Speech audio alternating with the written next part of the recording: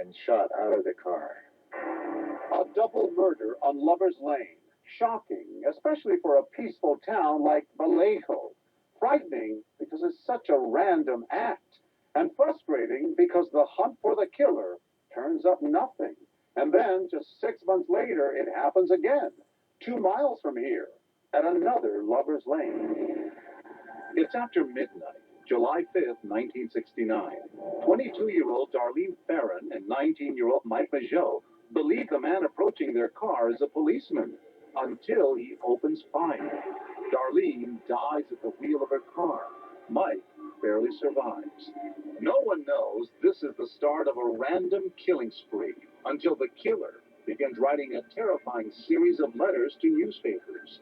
He calls himself Zodiac.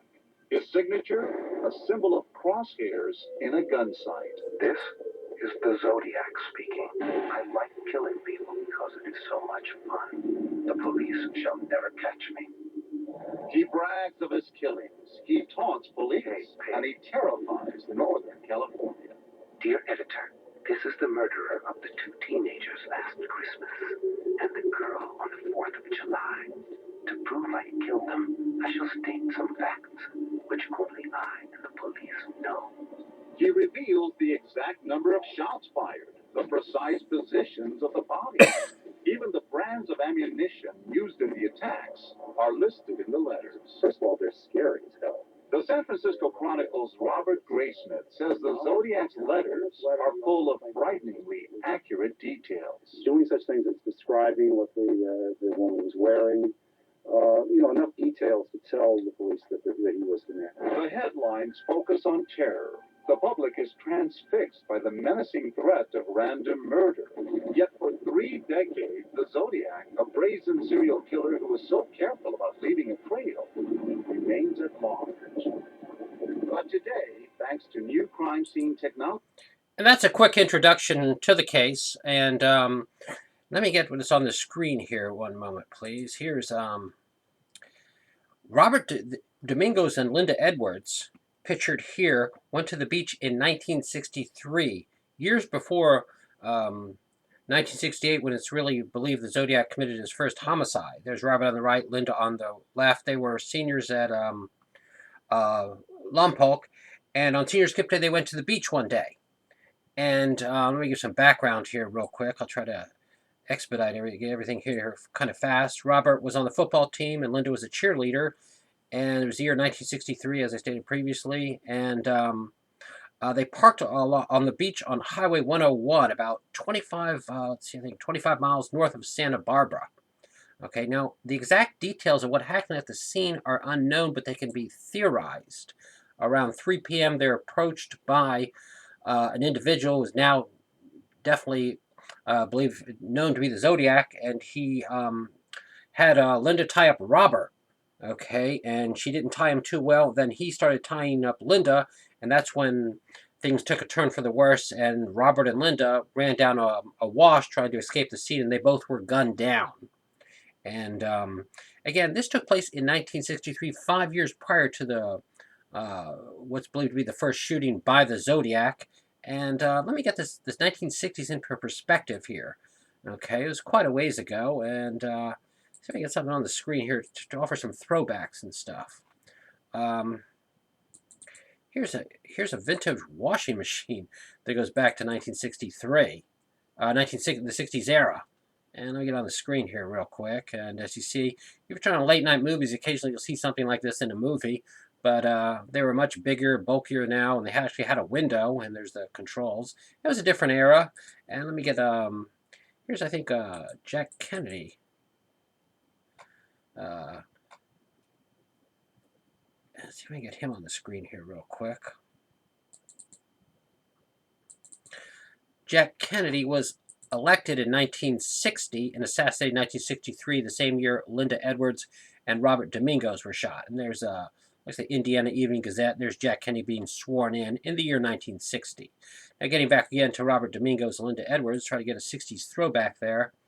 After they were shot dead, it was covered in California newspapers. Okay, but outside of that area, it wasn't really a very well-known case, and it faded into oblivion as the has no advances were made in investigation. Now, when the internet came out, there wasn't a whole lot of information on it then either, and finally they were able to connect it to with forensics to the Zodiac, and just believe the ballistics match up. Let's see, there's a forensic lab, the ballistics match up, and they were definitely connected to the Zodiac, although it's several years prior to these first killing, which is attributed to, which took place in 1968. And there's the ballistic. That's more than likely. They haven't released publicly, but it's widely believed the ballistics match up. And let's see if I can get what else I got on there. And there's a sketch of the Zodiac. And there's the hood he once wore, and there's the sketch by some people that saw him get out of after he shot dead a taxi driver in San Francisco. There's a symbol and some writings and stuff. Let's see if I get some other stuff on the screen here real quick pertaining to the case. Let's see.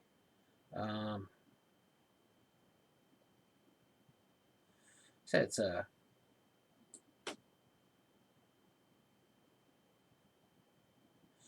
here's some more background real quick. I'll see if I can squeeze this in real quick. Terrorizing a city, taunting police. Sound familiar? It's happened before. This is the Zodiac speaking. I like killing people because it is so much fun. His intent was to dominate and terrorize, not just to murder. Zodiac, an elusive killer from another time. But unlike the DC area sniper, Zodiac looked his victims in the eye, even snipped a souvenir from one victim's shirt. All the while, this victim is dying. Yes. Cold. Beyond cold. Tonight, a promising... And there's some additional background there. And let me get Robert Domingos and Linda Edwards on the screen there. Actually, it's down here. One moment, please.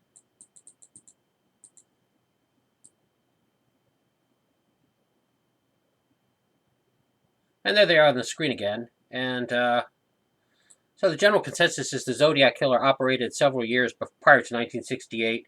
And this took place in 1963, as I stated previously. Now, if you're interested in the case, there's some a lot of stuff on the internet. Simply go to the Google search engine, type up Robert Domingos, Linda Edwards, Zodiac killer websites will come up, and there'll be pictures of them. Or if you just go to YouTube and type up Robert Domingos, Linda Edwards, there's several YouTube videos that pertain to this case. And the point is that this case is definitely connected to the Zodiac and took place several years before. And like I said, strangely enough, there was very little information about this until the internet was in the advanced stage that it kind of popped up on here. Well, I guess that should do it. I just tried to, if you heard about this case before, hopefully I rejuvenated it a bit. If this is the first time, hopefully I was able to get a quick introduction to the Zodiac, as well as tell about the two youths that were gunned down in 1963, and that should do it. Let's see if I can get a final screen on here. And one moment, please, and... yeah, I got everything in. Yeah, that should do it. And let me get, see if I can get one moment, please. Get a funnel screen on here. And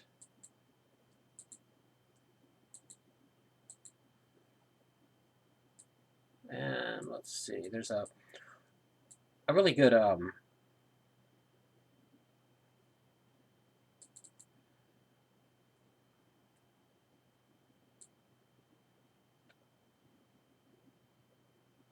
and here's a quick look at some of the investigative tools and information about how they're trying to solve this case, even years later. Maybe he wrote to newspapers before naming himself Zodiac. So Rodelli sifts through old letters to the editor and surprisingly finds a peculiar one in a California newspaper exactly 6 months after the first murders. It mentioned the specter of young people lying dead and wounded in the street. And that had already happened at Lake Herman Road in December of '68. The letter writer signs using his real name. Rodelli tracks him down. As it turns out, at the time of the cab driver's murder, Rodelli's suspect lived within a couple of blocks of... And let me advance this a bit. Let's see. One moment, please. The comparison was made, and it's very clear that your father was not the guy, the man. This is a good day in my life. A very good day. I am very, very, very relieved. Zodiac's partial DNA profile has already eliminated possible suspects. It's now an invaluable investigative tool. But is there more evidence out there? After all, in his letters, Zodiac claimed many more victims than the 5 police attributed to him. Inspector Carroll keeps coming back to the murdered cab driver's bloody shirt. Zodiac cut off a large piece of it, but mailed only 3 small swatches to newspapers. Where is the rest of it? Do I think it's still out there? I want to believe it's still out there. And there's some additional information about his activities after 1963. And I guess that should do it. Hopefully I got everything in here. Let's see if I get a... I'll see if I get a final screen on here. And let's see. One moment, please. Currently, they're using modern forensics, as you just saw on the screen, to finally perhaps finalize this case. It hasn't happened yet, but hopefully, one of these days in the news, it will happen. And let me get a final screen on here. I think I'll try to tone things down a bit with some casual music, and that'll do it.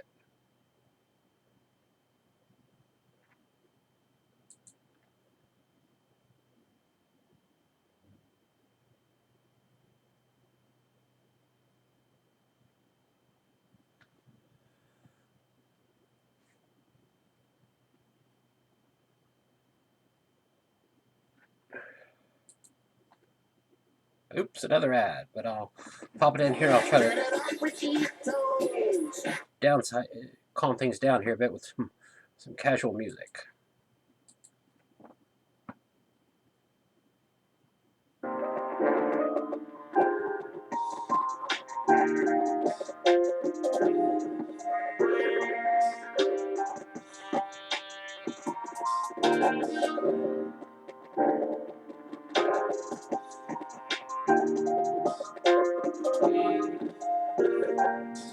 And if I didn't add earlier, check out my other videos, my other YouTube videos, and I have some other ones on this particular, on the Zodiac as well.